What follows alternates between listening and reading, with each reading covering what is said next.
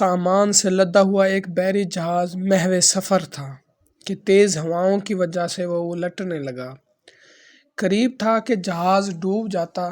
اس میں موجود تاجروں نے کہا کہ بوجھ ہلکا کرنے کے لیے کچھ سامان سمندر برد کر دیتے ہیں۔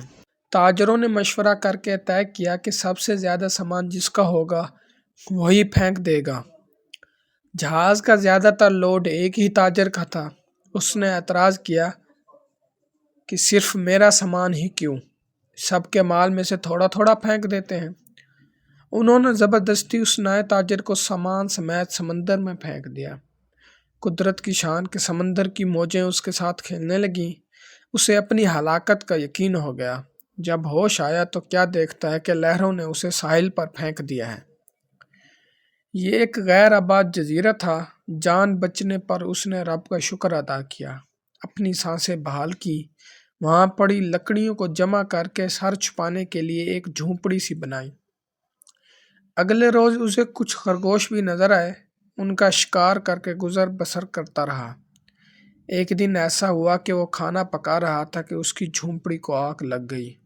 اس نے بہت کوشش کی مگر آگ پر قابو نہ پا سکا۔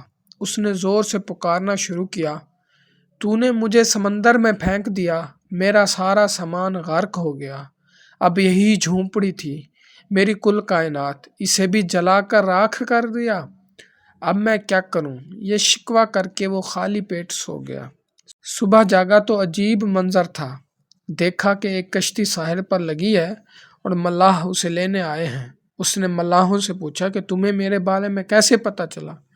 انہوں نے جو جواب دیا اس سے بھی تاجر حیران رہ گیا۔